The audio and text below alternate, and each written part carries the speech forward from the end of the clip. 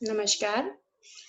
तो जो आज हम बात कर रहे हैं, हमारा जो बीए द्वितीय वर्ष है, उसका जो प्रथम प्रश्न पत्र है आधुनिक हिंदी काव्य, उसमें जो पहले ही कवि हैं मैथिली शरण गुप्त, उनकी हम रचना पढ़ रहे थे।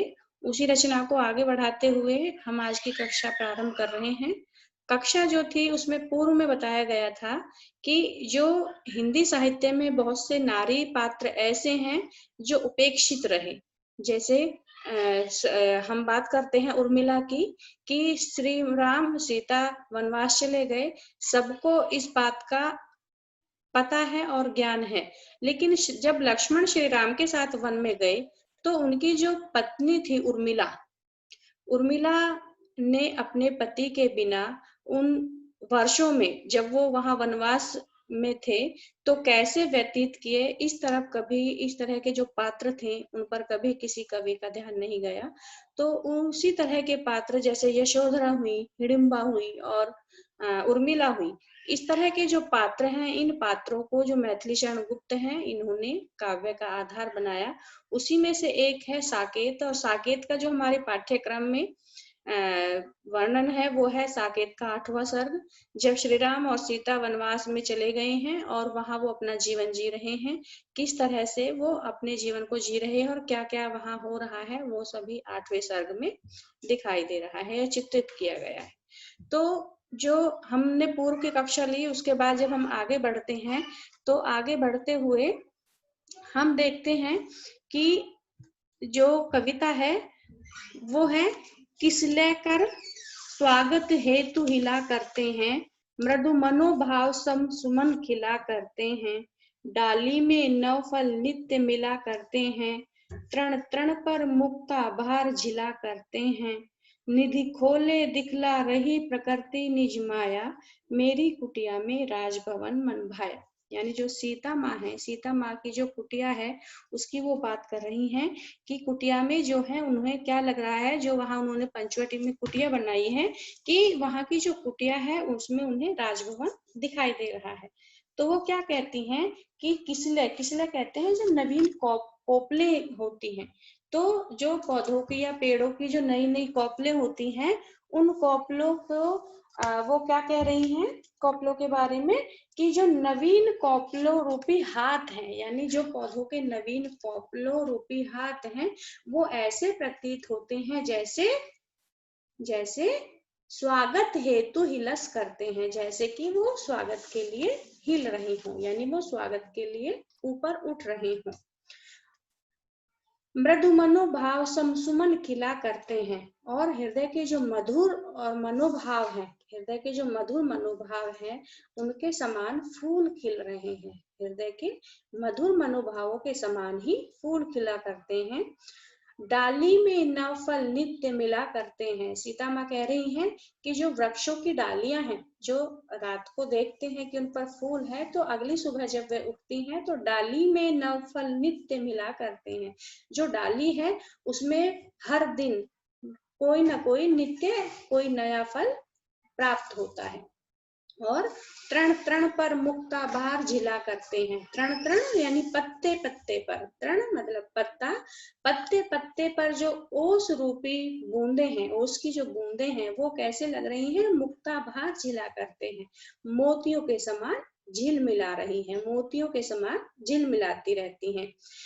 निधि खोले दिखला रही प्रकृति निज माया, और जो प्रकृति की खुद की निधि है, निधि है यानी संपत्ति है, वो सारी संपत्ति को प्रकृति जो है खोल करके दिखला रही है। और मेरी कुटिया में राजभवन मन भाया, तो सीता माँ कह रही है कि मेरी जो कुटिया है उसमें क्या है, मनोरम राजभवन खुद है, यानी मेरी जो कुटिया है वो स्वयं राजभवन है। आगे जो है सीता माता कहती हैं, कहता है कौन कि भाग्य ठगा है मेरा। सभी लोग कहते हैं कि सीता ने हमेशा राजमहल में रही, राजभवन में रही, और उनका जो है वो सौभाग्य ठगा गया।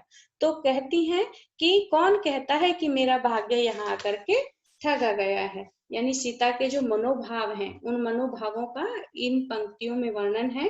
सीता जी कहती हैं कि कौन कहता है कि मैं सौभाग्य से वंचित हूँ, यानी कौन कह रहा है कि मेरा भाग्य ठगा गया है। वह सुना हुआ भर दूर भगा है मेरा भय। तो क्या कहती है सीता माँ कि जो मैंने सुन रखा था वन के बारे में कि वन में भय लगता है या वन में डर लगता है, तो यहाँ रह करके मेरा जो भ्रम था वो भी दूर भाग गया, यानी वन में जो डरने का भ्रम था मेरा वो भी दूर चला गया है। कुछ करने में अब हाथ लगा है मेरा। सीता माँ चूंकि राजमहल में हमेशा रही, पिता जो थे वो भी राजा थे, जहाँ शादी हुई वहां भी राजा थे, तो कभी कोई कार्य उन्होंने स्वयं अपने हाथों से किया नहीं, हमेशा सेविकाएं उनके साथ होती थी। तो यहाँ वो क्या कह रही हैं कि अब यहाँ आकर के कुछ करने में, यानी यहाँ आकर के मैं कुछ करने के योग्य बनी हूँ, मैं अपने हाथों से यहाँ स्वयं कुछ करने लगी हूँ।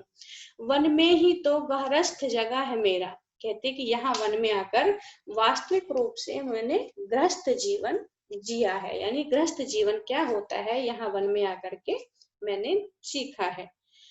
वह वधू जानकी बनी आज यह जाया, यानी जो अयोध्या की वधू कही जाने वाली सीता थी वह वधू जानकी बनी, जो अयोध्या की वधू कही जाने वाली सीता थी यहाँ आकर के वो क्या बन गई है, गृहिणी बनी है। यहाँ आकर के जो वधू थी जानकी वो अब यहाँ करके गृहिणी बनी है और मेरी कुटिया में राजभवन के सभी सुख और सभी मनोरम सुख छाए हैं। तो यहाँ जो है इन पंक्तियों में जो है जो सीता माँ है उसमें क्या दिखाया है, उनके अंदर स्वावलंबन और कर्म चेतना, उनके अंदर स्वावलंबन की भावना है और ये भी दिखाया है कि समझदारी से जो है वो किसी भी कष्ट को सरल बनाया जा सकता है। यहाँ इस जो पद है इनकी जो भाषा है वो व्यवहारिक है, गुण जो है वो प्रसाद है, और इन जो पंक्तियों में जो अलंकारों का प्रयोग किया है वो है वक्रोक्ति और अनुप्रास। फल फूलों से है लदी डालियां मेरी। क्या कह रही है सीता माता, ये जो वातावरण है वहां का उसका आनंद प्रदान सीता को कर रहा है, उसकी व्यंजना करते हुए जो सीता माँ है वो कह रही हैं कि फल फूलों से हैं लदी डालियां मेरी, कि जो वृक्षों की मेरी डालियां हैं, जो मेरे पौधे हैं, वृक्ष हैं, उनकी जो डालियां हैं वो किस चीज से लदी हुई हैं, फल और फूलों से। वे हरी पत्तलें भरी थालियां मेरी, और उनके जो हरे पत्ते हैं, हरे पत्ते क्या है, उनकी थालियां हैं, यानी उनके पास बर्तन तो है नहीं, तो जो पत्तले हैं वो पत्तले क्या है, उनकी थालियां हैं। तो कह रही हैं कि जो मेरी थालियां हैं वो वहां की हरे पत्ते हैं। मुनि बालाएं हैं यहाँ आलियां मेरी। क्या कहती हैं कि यहाँ की जो मुनियों की बालाएं हैं, मुनियों की जो बेटियां हैं, जो यहाँ की ऋषि मुनियों की बेटियां हैं, वो यहाँ क्या बनी है मेरी, यहाँ आलियां मेरी। आलियां बोलती सखियों को, तो यहाँ आकर के जो मुनियों की बालाएं हैं, उनकी जो पुत्रियां हैं, यहाँ मेरी सखियां बनी हैं। तटनी की लहरें और तालियां मेरी, और जो नदी की लहरें हैं, नदी की लहरें जब आपस में टकराती है तो आवाज आती है, तो कह रही है कि जो नदी की लहरें हैं वो क्या बनी है, मेरी तालियां बनी है, जिनको बजा बजा करके मैं आनंदित होती हूँ, जिनको बजा करके मुझे आनंद की प्राप्ति होती है। क्रीड़ा सामग्री बनी स्वयं निज छाया, और क्रीड़ा का सामग्री या क्रीड़ा का माध्यम मेरा क्या बन गया है, मेरी जो स्वयं की परछाई है, मेरी जो परछाई है वो मेरे लिए स्वयं क्रीड़ा का सामग्री बन गई है, और मेरी कुटिया में राजभवन बनवाया, और मेरी जो कुटिया है उसमें सारे जो राजभवन होता है उसके सभी सुख विद्यमान है।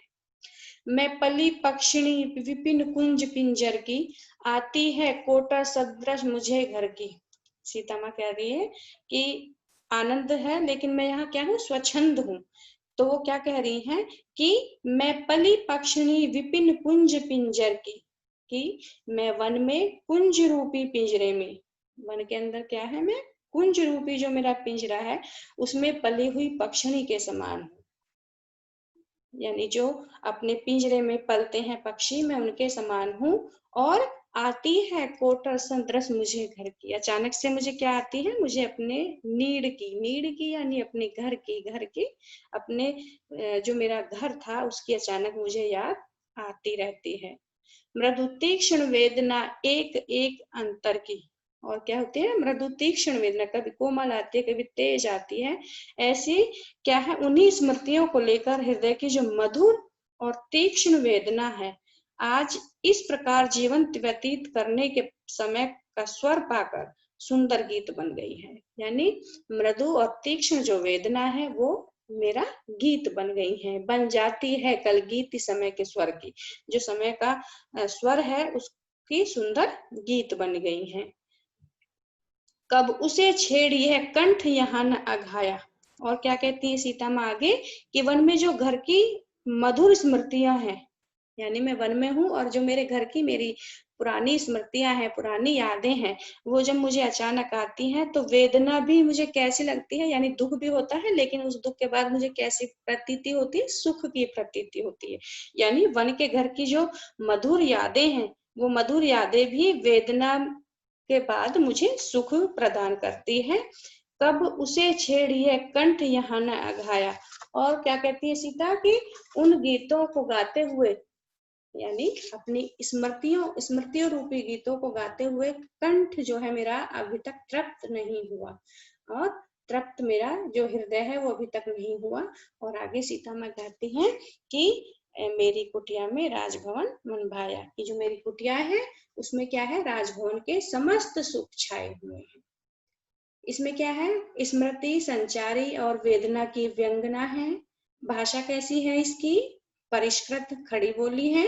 अलंकार है रूपक, अनुप्रास, उपमा और पुनरुक्ति प्रकाश। तो आगे जो है, आगे बढ़ते हुए जो है कवि वो कहलाते हैं सीता के माध्यम से कि नाचो मयूर, नाचो मयूर, नाचो कपोत के जोड़ो। मयूर मतलब मोर, कपोत मतलब कबूतर। तो कहते हैं कि हे मोर और कबूतरों के जोड़ो, नाचो मयूर, मयूर यानी मोर, हे मोर, और नाचो कपोत, हे कबूतर के जोड़े। नाचो कुरंग, कुरंग क्या होता है, कुरंग बोलते हैं हिरण को, कि नाचो कुरंग, हे हिरण तुम भी नाचो, हे हिरण तुम भी नाचो। और तुम लो उड़ान के तोड़े, हे हिरण तुम भी नाचो और लंबी छलांग भरते हुए हर्ष मनाओ। उड़ान लो यानी हर्ष या लंबी दूरी नापो। तो हे मोर और कबूतरों के जोड़े, आज तुम आनंदित होकर नाचो। हे कुरंग, हे हिरण तुम भी अपनी लंबी छलांग भरते हुए हर्ष मनाओ। आगे कहते हैं गाओ दिवी, दिवी दिवी बोलते हैं नीलकंठ को, कि गाओ दिवी, हे नीलकंठ चातक, गाओ दिवी चातक चटक भ्रंग भय छोड़े, कि हे नीलकंठ चातक गौरैये और भोरों। क्या कहती है, सबसे जो तुम्हारे अंदर भय है उस भय को हो छोड़ करके तुम गाओ, तुम नाचो। सभी से, जो भी वहां पक्षी हैं, सभी से खुश होने के लिए सीता माँ बोल रही हैं, निर्भय होकर के तुम गाओ, क्योंकि वैदेही के वनवास वर्ष हैं थोड़े। क्योंकि जो सीता है, जो वैदेही है, जो सीता है उनका एक और नाम वैदेही है। तो जो वैदेही है उसके जो वनवास के दिन हैं वो अब बहुत थोड़े रह गए हैं, यानी अब बहुत थोड़ा समय रह गया है। तो जब वो सीता ऐसी बातें कर रही हैं पक्षियों से, तभी वहां उड़ करके एक तितली आ जाती है। तो तितली जब उनके पास आती है तो तितली से कहती है सीता माँ कि तितली तूने यह कहाँ चित्रपट पाया, हे तितली तूने ये जो रंग बिरंगा रूप है, चित्रपट यानी रंग बिरंगा जो तेरा रूप है, ये कहाँ से प्राप्त किया है, इसकी तो शोभा ही अजब है, इसकी तो शोभा ही निराली है। और सीता कहती है कि मेरी कुटिया में राजभवन मन भाया, कि जो मेरी कुटिया है उसमें सचमुच में ही मेरी कुटिया में सभी राजभवन के सुखों का वास है। क्या सुंदर लता वितान तना है मेरा। आगे बोलते हुए सीता माँ कह रही हैं कि जो सुंदर लताओं का वितान है, सुंदर लताएं हैं, वो मेरे घर पर चारों तरफ से लद गई हैं। तो वो लती हुई जो लताएं हैं उनसे जो मेरा घर है वो बहुत सुंदर लग रहा है। तो यहाँ जो सीता के मनोभाव है उन्हें दर्शाया गया है। तो सीता कहती है ये जो लताओं का वितान है, लताओं का जो घेरा ऊपर बना हुआ है, इससे मेरा घर बहुत सुंदर हुआ है। पुंजाकृति गुंजित कुंज घना है मेरा, और भौरों से जो गुंजित, क्योंकि वहां उस पर छोटे छोटे भौरे भी हैं, तो भौरों से जो गुंजित यह घना कुंज है, उसकी जो आवाज है कुंज की आकृति के समान है। जल निर्मल, यहाँ का जो जल है वो कैसा है, निर्मल है, स्वच्छ है। पवन पराग सना है मेरा, और यहाँ जो वायु है वो कैसी है, पराग से युक्त, पराग से सनी हुई है, और जल कैसा है, निर्मल। यानी यहाँ की जो जल है वो निर्मल है, और जो वायु है वो पराग से सनी हुई, पराग से लिपट कर आई हुई है। गढ़ चित्रकूट दृढ़ दिव्य बना है मेरा, और जो यहाँ का दृढ़ और महान दुर्ग के समान यहाँ क्या है, चित्रकूट बना हुआ है। और प्रहरी निर्झर, जो पहरेदार है यहाँ वो कौन है, निर्झर, झरने इस दुर्ग के कौन है, पहरेदार हैं। प्रहरी परीक्षा प्रवाह की काया, जो निरंतर नाद करते हुए मानो दुर्ग का पहरा दे रहे हो। मेरी कुटिया में राजभवन मन भाया, और आगे कहती है सीता कि जो मेरी कुटिया है उसमें राजभवन जैसा मुझे आभास होता है, राजभवन चला आया है। आगे की जो पंक्तियां हैं, औरों के हाथों यहाँ नहीं पलती हूँ। सीता माँ जब राजमहल में रही तो वहां उनकी सेविकाएं थी, दासियां थी, तो हमेशा उनके सेवा के लिए कोई ना कोई होता था। तो यहाँ उनके पास ऐसा कुछ भी नहीं है।